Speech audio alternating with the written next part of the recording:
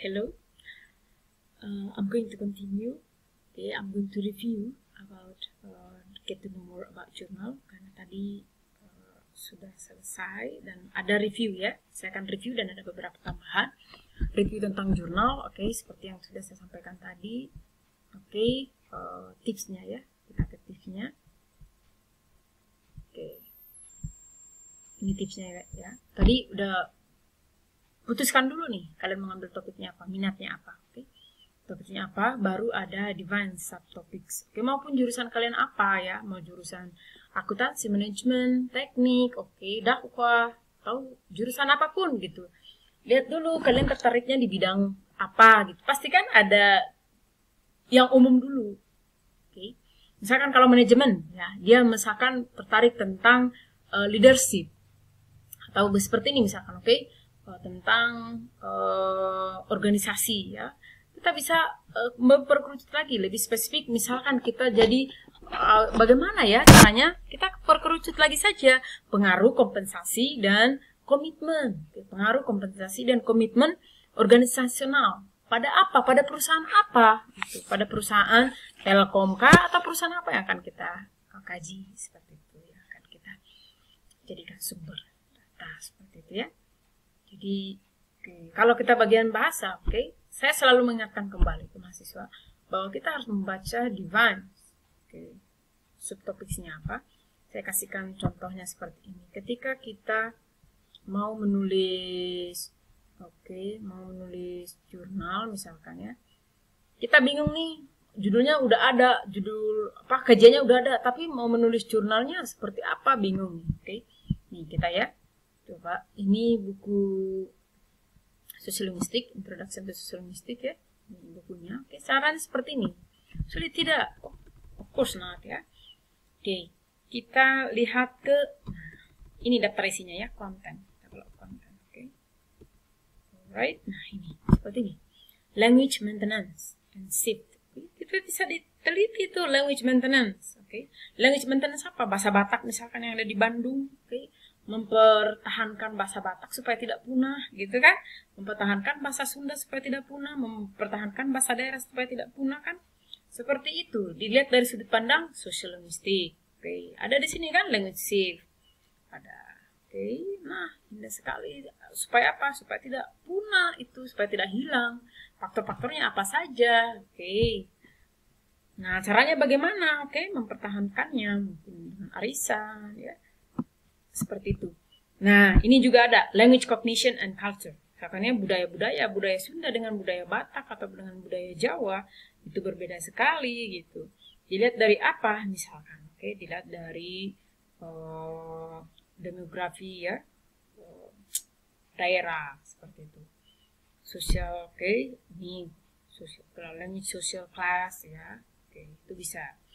Jadi bisa ya, attitudes and applications, attitudes to language, bagaimana kita memperlakukan bahasa Inggris, bagaimana kita memperlakukan bahasa daerah kita gitu, apakah kita lebih memperlakukan bahasa Inggris di atas segalanya atau bahasa daerah, Dan itu pasti dipengaruhi oleh sosiologistik. Sosiologistik kan, sosiologistik study of socio itu society, linguistics, bahasa. Berarti bahasa, ilmu mempelajari tentang bahasa dan masyarakat, gitu. Bagaimana bahasa disampaikan di lingkungan kita. Nah, berikutnya bisa gender, politeness and society. Kalau menurut teorinya Holmes ini bahwa perempuan itu lebih halus ya.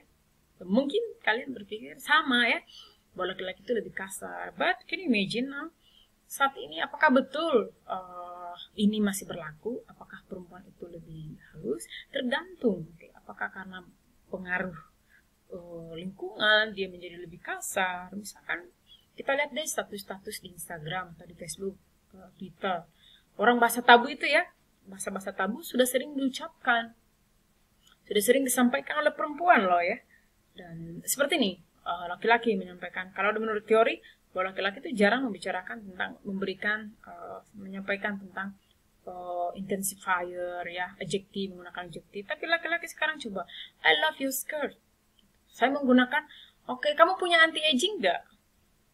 Atau punya pelembab nggak? ini panas gitu. Jadi bergeser tidak? Ya bergeser. Tapi kenapa bergeser? Itu yang perlu kita kaji. Kenapa? Karena faktor apa gitu? Apakah karena pendidikan bisa terjadi ya? Bisa. Pengaruh lingkungan boleh. Jadi tidak ada yang tidak bisa dianalisis. Selama kalian mau mencoba pasti bisa. Tapi Miss, ini teorinya seperti ini. Apakah kita bisa melakukannya? Bisa, walaupun ada teori terjadi. Ingat, teori bisa terbantahkan oleh fenomena yang ada. Teori bisa terbantahkan oleh data yang ada. That's why, kalau menulis jurnal itu menggunakan teori-teorinya itu boleh jurnal lebih banyak ya, lebih bagus. Karena jurnal itu up to date. Kalau buku kan ya paling revisi beberapa lama gitu. Kalau jurnal itu selalu up to date. Seperti itu. Baik, berikutnya. Oke.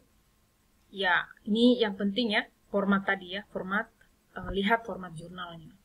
Apakah jurnalnya itu, oke, lihat format jurnalnya. Seperti itu. Oke, berikutnya adalah, don't forget to check plagiarism, yang tadi udah sampaikan. Jangan dulu langsung mengirim ke publisher jurnal kita. Kita harus cek plagiarism. Caranya seperti apa? Kita, coba ke sini. Kita klik saja di Google, ada yang gratis, plagiarism. Nah ini, guys, ini kita cari yang online. Ini ada ya, great. Caranya seperti apa? Tinggal copy, masukin teks ke sini. Tinggal download, download atau copy paste aja nih kan, enter text. Cek the percent copy, langsung nanti muncul berapa persentasenya seperti itu. Bagaimana? Indah kan ya? Tapi login dulu ya, pastikan kita selalu mendaftar. Pakai email satu aja, sama passwordnya biar jangan lupa. Sulit? Tidak. Sekarang judul dan abstrak.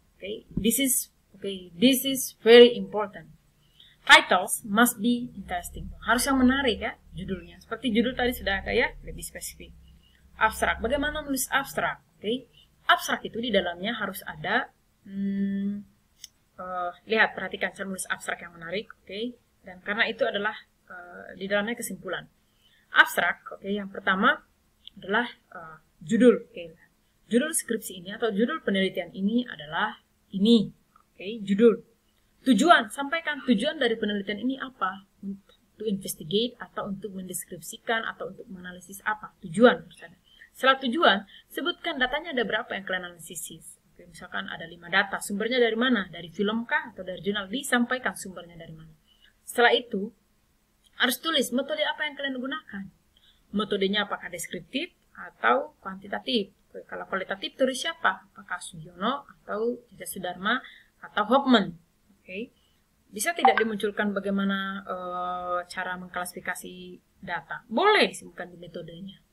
Setelah ada metodologi, method, itu harus dong. Teori apa yang kalian gunakan? Grand teori apa yang kalian gunakan untuk menganalisis data?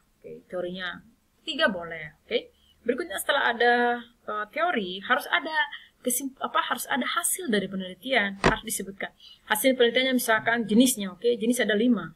Misalkan yang paling besar nih ya, ada 3 data dari 7 ya, dari 7 data ada 3 jenis ekspresif misalkan. Dari 3/7 kan, 3/7 dikali 100. Misalkan 30%. Bisa data, 3 data, garis miring, persentasenya berapa misalkan, 30%. Nah disampaikan di situ. Setelah itu disampaikan juga. Pokoknya disampaikan di abstrak itu adalah hasil dari analisis data, disampaikan di abstrak. Pakai persentage boleh. Dan disampaikan yang itu kan kebaruan kalian. Apa sih yang kalian temukan di dalam penanalisis kalian jurnal itu? Misalkan dalam film Deadpool lebih cenderung menggunakan ekspresif, lebih cenderung menggunakan jenis-jenis apa gitu. Kan itu jadi berbeda pastinya seperti itu ya. Jadi abstrak harus menarik. Nah, sekarang references. Ini juga jadi perhatian. Apa style format? Apa itu adalah American Psychological Association?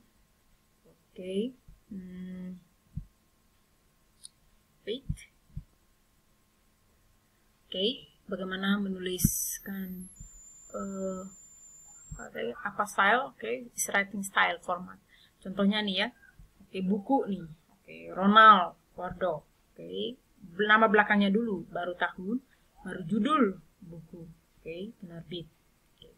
Bagaimana kalau kita mengquote dari jurnal, masukkan dari jurnal. Ini saya ya, nama Ervina Cheng Simatupang, nama family name-nya dulu, nama belakang dulu Simatupang, tahun berapa, tahun 2019, judul penelitiannya apa, Syntactic and Semantic Analysis of Slogan. Setelah itu di mana terbitnya, di jurnal apa, di jurnal terutama, volume ke berapa, volume ketiga, nomor berapa, nomor 2, halaman berapa. Nah, seperti itu. Bagaimana? Indah kan ya? Ada yang sulit? Sebetulnya tidak ada yang sulit ya. Kalau kalian mau mencoba, itu indah sekali. Jadi silakan, kalian boleh pilih apa mau menulis tugas akhirnya berupa jurnal atau skripsi. Saya serahkan lagi kepada kalian. Tapi kalau menulis jurnal tadi, ya benefitnya luar biasa sekali. Seumur hidup seperti itu. Kalau skripsi, ya mangga. Dan udah bisa mulai ya buat yang semester 6. Udah bisa mulai supaya targetnya itu ada mahasiswi saya ya semester 7 dia udah lulus. Karena semester 6 pas kuliah tesis writing dia udah menulis jurnal dan kita publish setengah tahun kan menunggu. Jadi semester 7 dia menyelesaikan kuliah sudah publish jurnal. Sehingga semester pas semester 8 sudah tidak ada lagi perkuliahan, dia tidak ada bimbingan lagi, tidak ada skripsi lagi karena sudah selesai satu semester mengerjakannya. Jadi ada yang sulit? Tidak. Kalau dia bisa, kenapa kalian tidak bisa? Menyenangkan sekali. Dan ini ada quote buat kalian ya. Tugas akhir sama seperti cinta. Karena cinta pasti membutuhkan pengorbanan untuk meraih kebahagiaan. Tugas akhir sama seperti cinta. Butuh pengorbanan, kadang tersakiti, kadang ditolak. Ketika bimbingan, judul kita kadang ditolak. Tapi kita tahu bahwa ketika kita menyelesaikannya, ada kebahagiaan yang luar biasa ketika kita menyelesaikannya. Karena kita percaya, kita tahu bahwa ada sukacita yang lebih besar. Seperti itu. Jadi tugas akhir, ya seperti itu. Ada yang mau kita tunggu. Kita pasti mengalami kesulitan. Tidak mungkin mudah-mudah saja ya.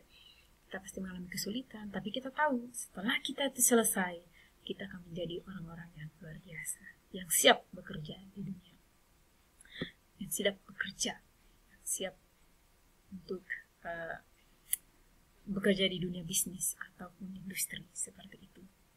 The next, the more you write, the more you learn. The more you learn, the more you know. Kalau kata Dr. Seuss ya, the more you know, the more you learn, the more you know. The more you know, the more places you will go. Believe me. Kalau kalian dari sekarang sudah mencoba, pilih dulu ya, jurnal atau skripsi, boleh pilih. Kalau jurnal, silahkan mulai dari sekarang, boleh mulai membaca-baca buku, referensis, mulai baca-baca. Kalau membaca film, kalau datanya dari film, indah sekali. Tinggal masuk ke YouTube, lihat filmnya apa. Apakah saya harus menonton? Tidak harus menonton, bisa juga. Kita langsung lihat pilihannya di situ, ada skrip kan? Kita langsung misalkan tabuos, kata-kata yang kasar, kita cek bahasanya. Kata-kata kasar ada, wah. Jangan dulu klasifikasi, kopikan dulu. Simpan dulu datanya, baru kita lihat berdasarkan lihat teori lagi jenis-jenis, jenis-jenis tabu words, apakah itu kata tabu atau makian, apakah itu ada jenis-jenisnya untuk animals atau sexuality atau apa seperti itu, pasti ada jenis-jenis, ada teorinya seperti itu. Jadi saran saya jangan pernah berhenti belajar. Ingat, masa depan, the future is in your hands. Thank you very much. Have a nice day. Bye.